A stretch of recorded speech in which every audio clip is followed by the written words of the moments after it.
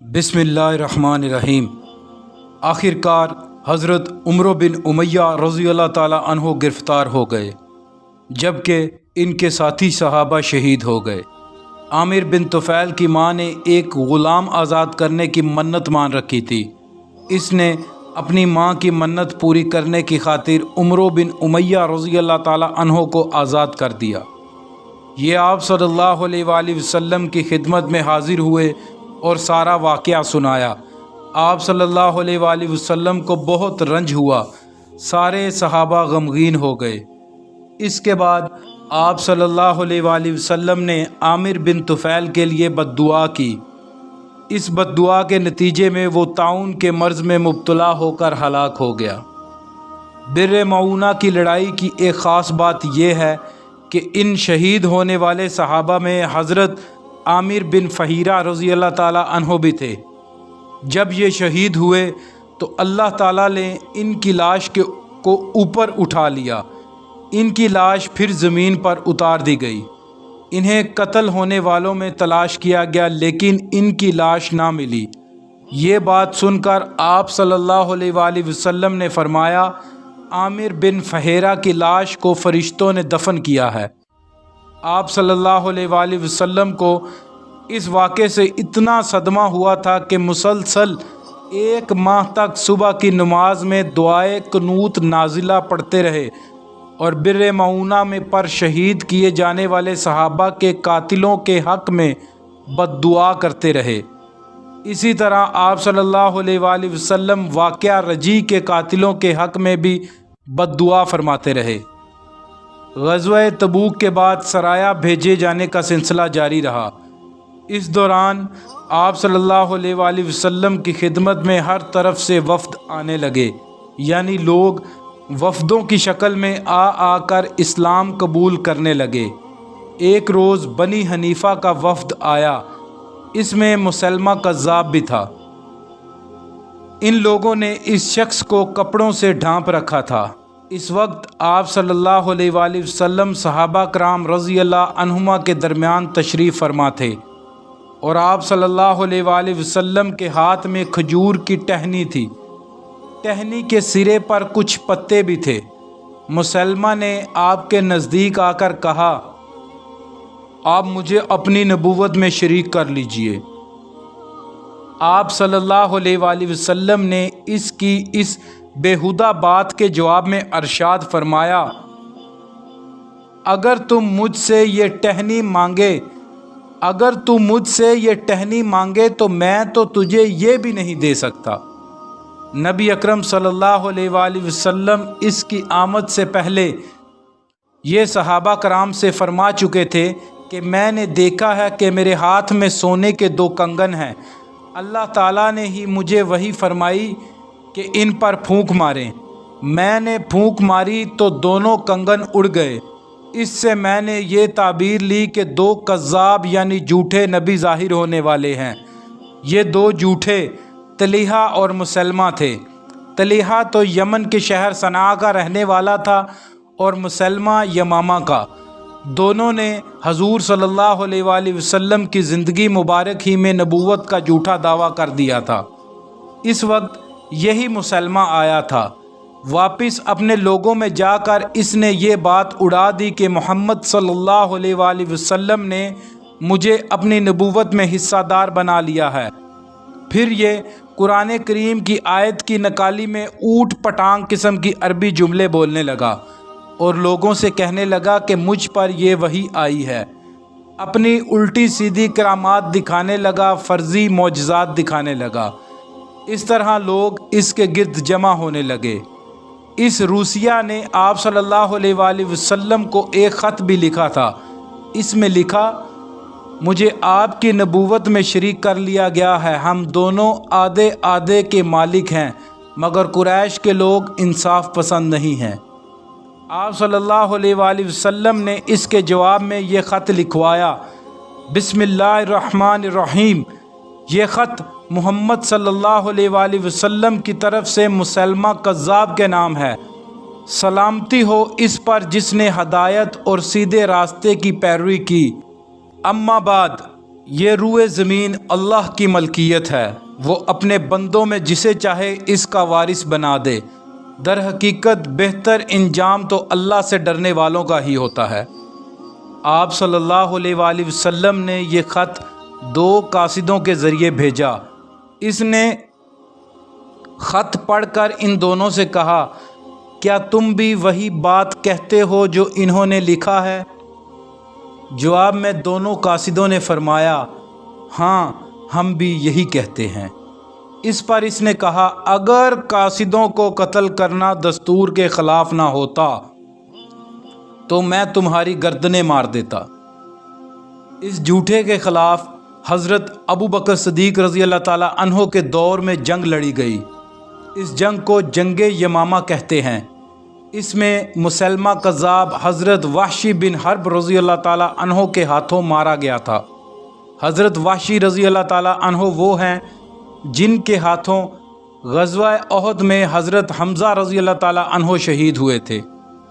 بعد میں حضرت وحشی رضی اللہ تعالیٰ عنہ مسلمان ہو گئے تھے۔ حضور نبی کریم صلی اللہ علیہ وآلہ وسلم نے دنیا کے بادشاہوں کے نام خطوط بھی لکھوائے اور ان خطوط میں ان بادشاہوں کو اسلام کی دعوت دی۔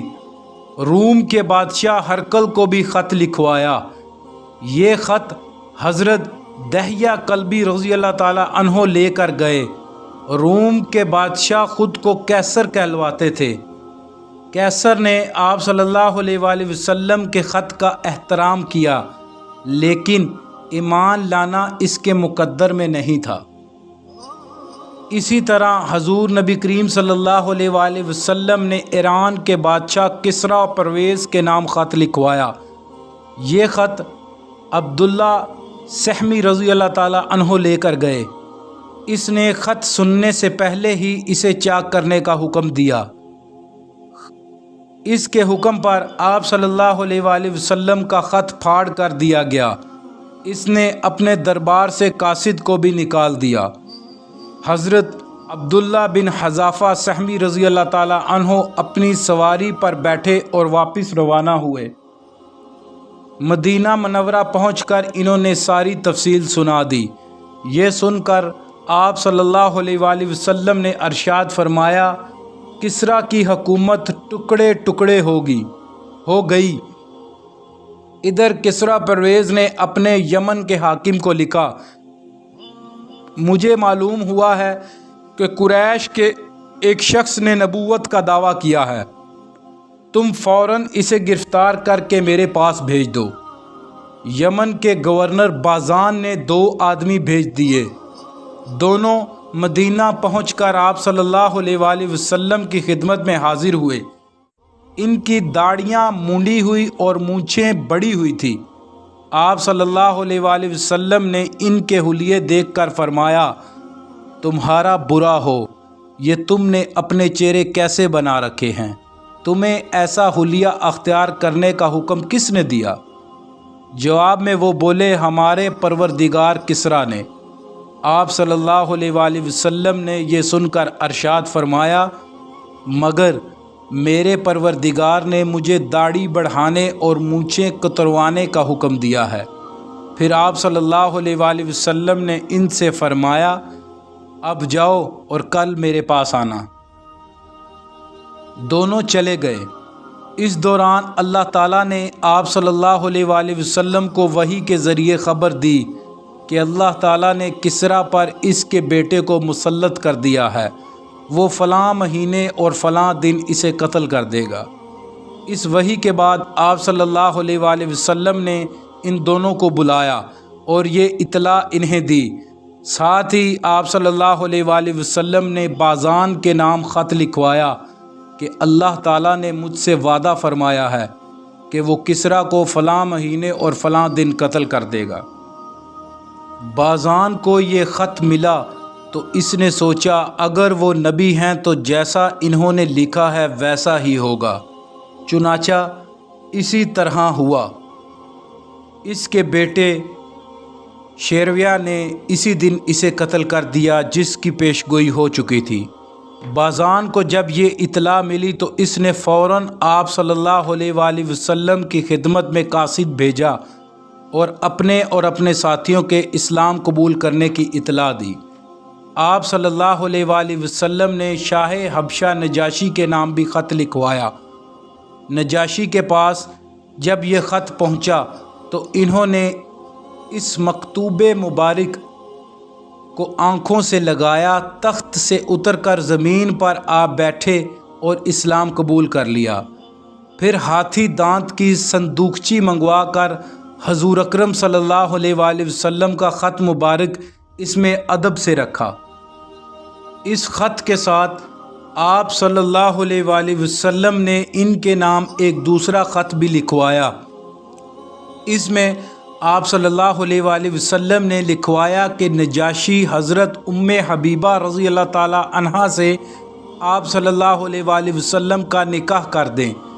نجاشی نے اس خط کو بھی چوما، آنکھوں سے لگایا اور حکم کی تعمیل کی اور حضرت ام حبیبہ رضی اللہ تعالیٰ عنہا سے آپ صلی اللہ علیہ وآلہ وسلم کا نکاح پڑھایا۔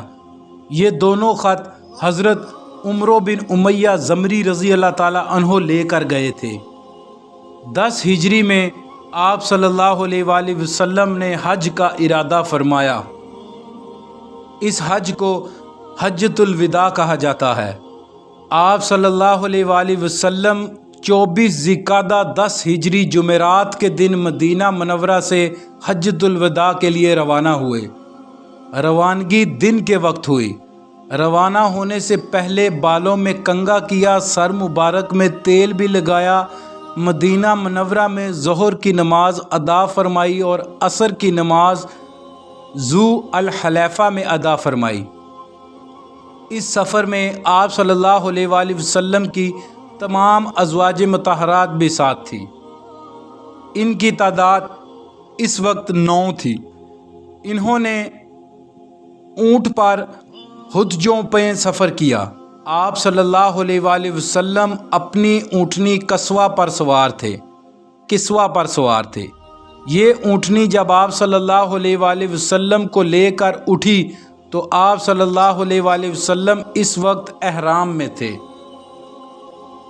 کسوہ پر اس وقت ایک پرانا کجاوا تھا جو 4 درہم قیمت کا رہا ہوگا، اور آپ صلی اللہ علیہ وآلہ وسلم کے اوپر چادر بھی معمولی سی کی تھی۔ اس وقت آپ صلی اللہ علیہ وآلہ وسلم یہ دعا پڑھ رہے تھے: اے اللہ، اس حج کو مقبول بنا دے اور ایسا بنا دے جس میں نہ تو ریاکاری ہو اور دھوکہ ہو اور نہ دکھاوا اور ظاہرداری ہو۔ سفر کے دوران حضرت جبرائیل علیہ السلام حاضر ہوئے۔ انہوں نے عرض کیا: آپ اپنے صحابہ کو حکم دیں کہ تلبیہ میں اپنی آواز بلند کریں، یہ حج کا شعار ہے۔ چنانچہ حضور اکرم صلی اللہ علیہ وآلہ وسلم نے صحابہ کو ایسا کرنے کا حکم فرمایا۔ انہوں نے بلند آواز میں تلبیہ شروع کر دی۔ راستے میں آپ صلی اللہ علیہ وآلہ وسلم نے ذی طوع کے مقام پر پڑاؤ ڈالا، رات وہیں قیام فرمایا۔ صبح کی نماز پڑھ کر وہاں سے روانہ ہوئے، یہاں تک کہ مکہ کے سامنے پہنچ کر اور وہیں قیام فرمایا۔ پھر دن میں چاشت کے وقت مکہ معظمہ میں داخل ہوئے، باب عبد مناف سے خانہ کعبہ میں داخل ہوئے۔ یہ دروازہ اب باب السلام کے نام سے مشہور ہے۔ بیت اللہ پر نظر پڑتے ہی آپ صلی اللہ علیہ وآلہ وسلم نے ان الفاظ میں دعا فرمائی: اے اللہ، تو خود سلامتی والا ہے اور تیری ہی طرف سے سلامتی آتی ہے، پس اے ہمارے پروردگار، تو ہمیں سلامتی کے ساتھ زندہ رکھ اور اس گھر کی عزت اور دبدبے میں اضافہ ہی اضافہ فرما۔ پھر بیت اللہ کے گرد طواف کیا، 7 چکر لگائے۔ طواف کے بعد طواف کی ابتدا آپ صلی اللہ علیہ وآلہ وسلم نے حجر اسود سے کی۔ پہلے اس کے پاس گئے اور اس کو چھوا۔ اس وقت آپ صلی اللہ علیہ وآلہ وسلم کی آنکھوں میں آنسو آ گئے۔ طواف کے پہلے 3 چکروں میں رمل فرمایا، یعنی سینہ تان کر تیز رفتار سے چکر لگائے۔ باقی 4 چکر معمول کی رفتار سے لگائے۔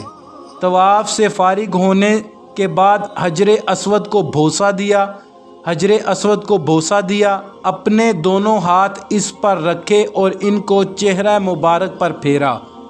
طواف سے فارغ ہونے کے بعد آپ صلی اللہ علیہ وآلہ وسلم نے مقام ابراہیم پر 2 رکعت نماز پڑھی، پھر آب زمزم نوش فرمایا۔ اب آپ صلی اللہ علیہ وآلہ وسلم صفا پہاڑی کی طرف چلے۔ اس وقت آپ صلی اللہ علیہ وآلہ وسلم یہ آیت پڑھ رہے تھے۔ ترجمہ: بے شک صفا اور مروہ اللہ کے شعائر میں سے ہیں۔ حضور اکرم صلی اللہ علیہ وآلہ وسلم نے صفا اور مروہ کے درمیان 7 چکر لگائے۔ یہ 2 پہاڑیاں ہیں، ان کے درمیان چکر لگانے کو سعی کرنا کہتے ہیں۔ پہلے 3 پھیروں میں آپ تیز تیز اور باقی 4 میں عام رفتار سے چلے۔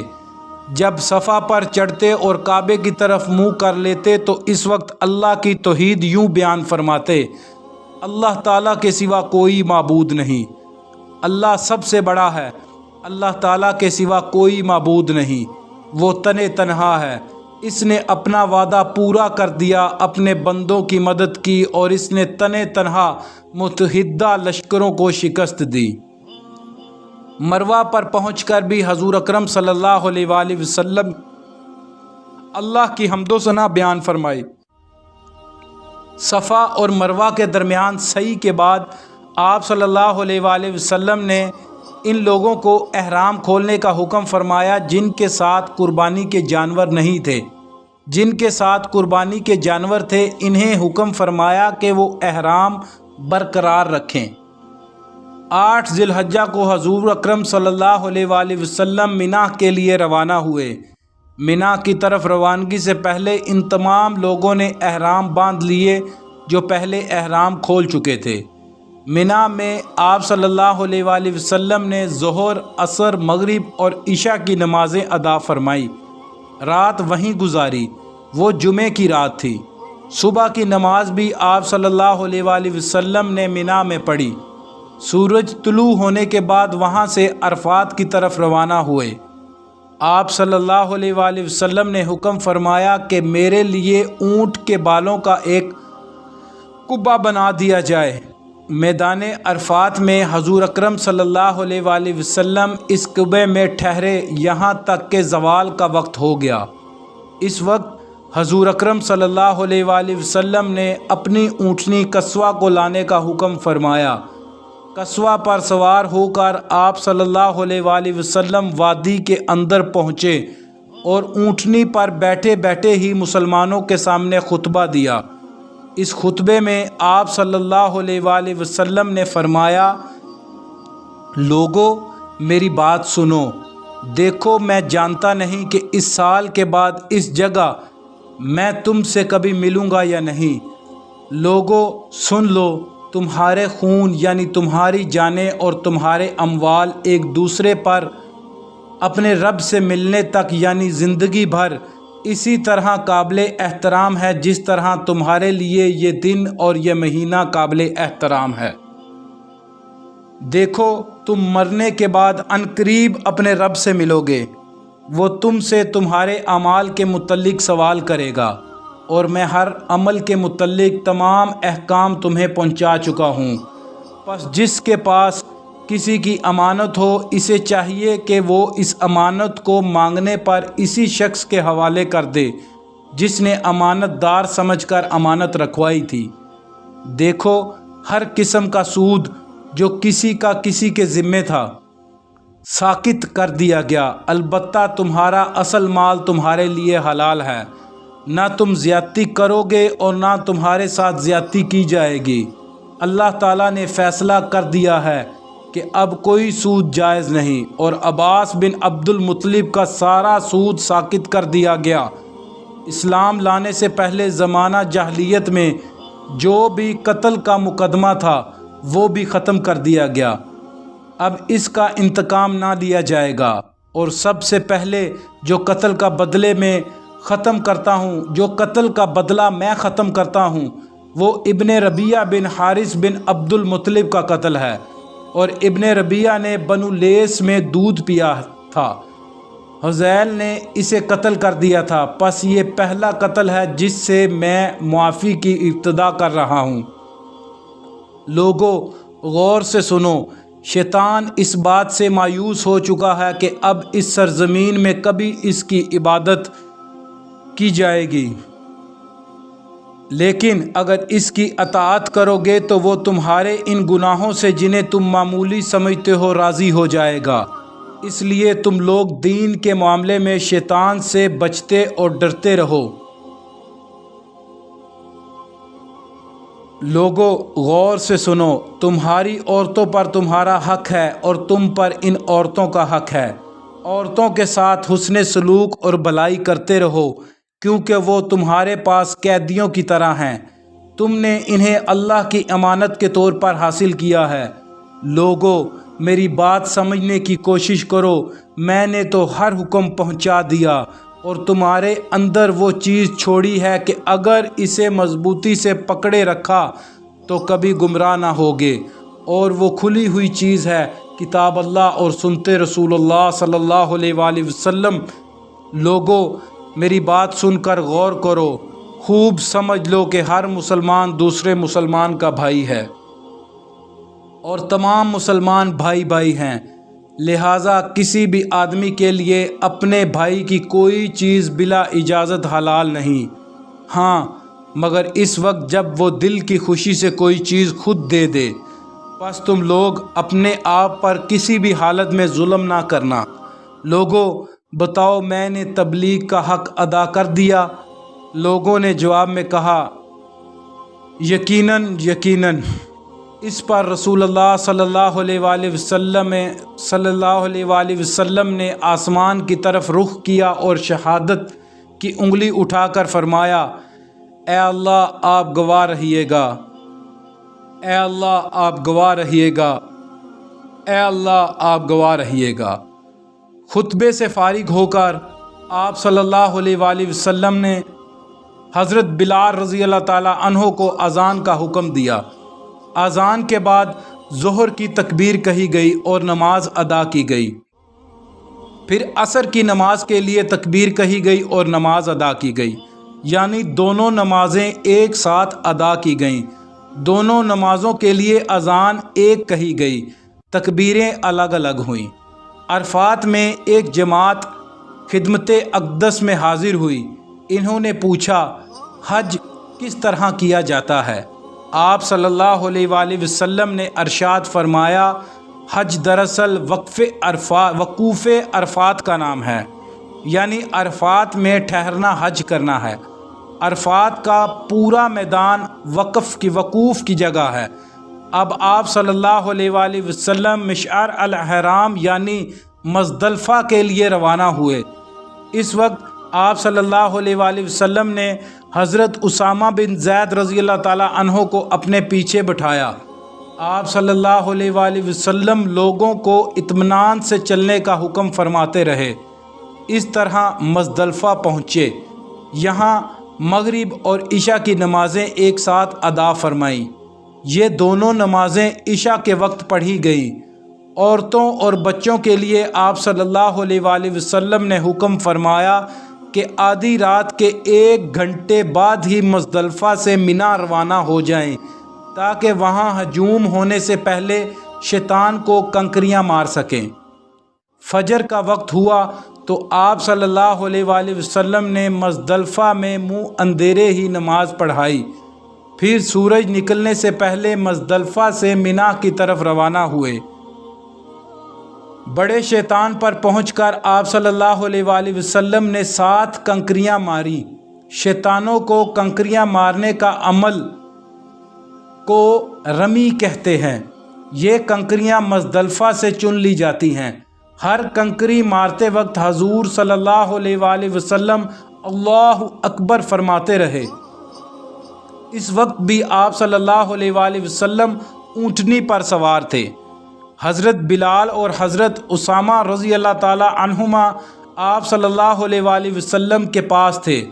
حضرت بلال رضی اللہ تعالیٰ عنہ نے آپ صلی اللہ علیہ وآلہ وسلم کی اونٹنی کی لگام پکڑ رکھی تھی، اور حضرت اسامہ رضی اللہ تعالیٰ عنہ آپ صلی اللہ علیہ وآلہ وسلم کے اوپر کپڑے سے سایہ کیے ہوئے تھے۔ اس موقع پر بھی آپ صلی اللہ علیہ وآلہ وسلم نے مسلمانوں کو خطبہ دیا۔ اس میں ایک دوسرے کے مال اور عزت کو حرام قرار دیا۔ آپ صلی اللہ علیہ وآلہ وسلم نے ذی الحجہ کی 10ویں تاریخ کو حرمت کا دن قرار دیا اور فرمایا، اے لوگو، تمہارا خون، تمہارا مال اور تمہاری عزت اور ناموس تمہارے درمیان ایک دوسرے پر اسی طرح حرام ہیں جس طرح یہ دن تمہارے لیے حرمت کا دن ہے، جس طرح اس شہر کی حرمت ہے اور جس طرح اس مہینے کی حرمت ہے۔ یہ الفاظ کئی بار فرمائے، آخر میں دریافت فرمایا، اے لوگو، کیا میں نے تبلیغ کا حق ادا کر دیا؟ لوگوں نے اقرار کیا۔ پھر آپ صلی اللہ علیہ وآلہ وسلم نے فرمایا، اب تم میں سے جو موجود ہے وہ غائب تک یہ تبلیغ پہنچا دے۔ میرے بعد تو کفر کی تاریکیوں میں نہ لوٹ جانا، میرے بعد تم کفر کی تاریکیوں میں نہ لوٹ جانا کہ آپس میں ایک دوسرے کی گردنیں مارنے لگو۔ حضور اکرم صلی اللہ علیہ وآلہ وسلم نے لوگوں سے یہ بھی فرمایا کہ وہ مجھ سے حج کے مناسک ارکان سیکھ لو، کیونکہ ممکن ہے اس سال کے بعد مجھے حج کا موقع نہ ملے، اور ایسا ہی ہوا، کیونکہ اس حج کے صرف 3 ماہ بعد حضور اکرم صلی اللہ علیہ وآلہ وسلم کی وفات ہو گئی۔ اس کے بعد آپ صلی اللہ علیہ وآلہ وسلم منا میں قربانی کی جگہ تشریف لائے اور 63 اونٹ قربان فرمائے۔ یہ سب جانور آپ صلی اللہ علیہ وآلہ وسلم مدینہ منورہ ہی سے لائے تھے اور اپنے دستے مبارک سے ذبح فرمائے، گویا اپنی عمر کے ہر سال کے بدلے ایک جانور قربان فرمایا۔ قربانی کے گوشت میں سے آپ صلی اللہ علیہ وآلہ وسلم کے لیے کچھ گوشت پکایا گیا اور آپ صلی اللہ علیہ وآلہ وسلم نے تناول فرمایا۔ باقی اونٹوں کو ذبح کرنے کے لیے آپ صلی اللہ علیہ وآلہ وسلم نے حضرت علی رضی اللہ تعالیٰ عنہ کو حکم فرمایا۔ کل 100 اونٹ تھے، اس طرح 37 اونٹ حضرت علی رضی اللہ تعالیٰ عنہ نے ذبح فرمائے۔ حضور اکرم صلی اللہ علیہ وآلہ وسلم نے ان جانوروں کا گوشت اور دوسری چیزیں لوگوں میں تقسیم کرنے کا حکم فرمایا۔ منا کا تمام مقام قربانی کرنے کی جگہ ہے، اس کے کسی بھی حصے میں جانور قربان کیا جا سکتا ہے۔ قربانی سے فارغ ہونے کے بعد آپ صلی اللہ علیہ وآلہ وسلم نے سر منڈوایا۔ سر مبارک کے بال صحابہ کرام میں تقسیم کیے گئے۔ اس وقت حضور اکرم صلی اللہ علیہ وآلہ وسلم نے دعا فرمائی، اے اللہ، سر منڈوانے والوں کی مغفرت فرما۔ سر منڈوانے کے بعد حضور اکرم صلی اللہ علیہ وآلہ وسلم کو حضرت عائشہ صدیقہ رضی اللہ تعالی عنہا نے خوشبو لگائی۔ اب حضور اکرم صلی اللہ علیہ وآلہ وسلم مکہ جانے کے لیے سواری پر تشریف فرما ہوئے۔ مکہ پہنچ کر ظہر سے پہلے طواف کیا۔ یہ طواف افاضہ تھا جو حج میں فرض ہے، اس کے بغیر حج نہیں ہوتا۔ پھر حضور اکرم صلی اللہ علیہ وآلہ وسلم نے زمزم کے کنویں سے زمزم نوش فرمایا، کچھ پانی اپنے سر مبارک پر بھی چھڑکا۔ پھر آپ صلی اللہ علیہ وآلہ وسلم منا واپس تشریف لے گئے، وہیں ظہر کی نماز ادا کی۔ آپ صلی اللہ علیہ وآلہ وسلم منا میں 3 دن ٹھہرے رہے۔ 3 دن تک شیطانوں کو کنکریاں ماری، ہر شیطان کو 7 کنکریاں ماری۔ منا کے قیام کے بعد حضور اکرم صلی اللہ علیہ وآلہ وسلم مکہ تشریف لائے اور صحابہ کرام کو حکم فرمایا، لوگو، اپنے وطن لوٹنے سے پہلے بیت اللہ کا طواف کر لو۔ اسے طواف وداع کہتے ہیں، یعنی طواف وداع کہتے ہیں، یعنی رخصت ہوتے وقت کا طواف، اور یہ ہر حاجی پر واجب ہے۔ اللہ پاک پڑھنا اور سننا قبول فرمائے اور کمی کوتاہی معاف فرمائے۔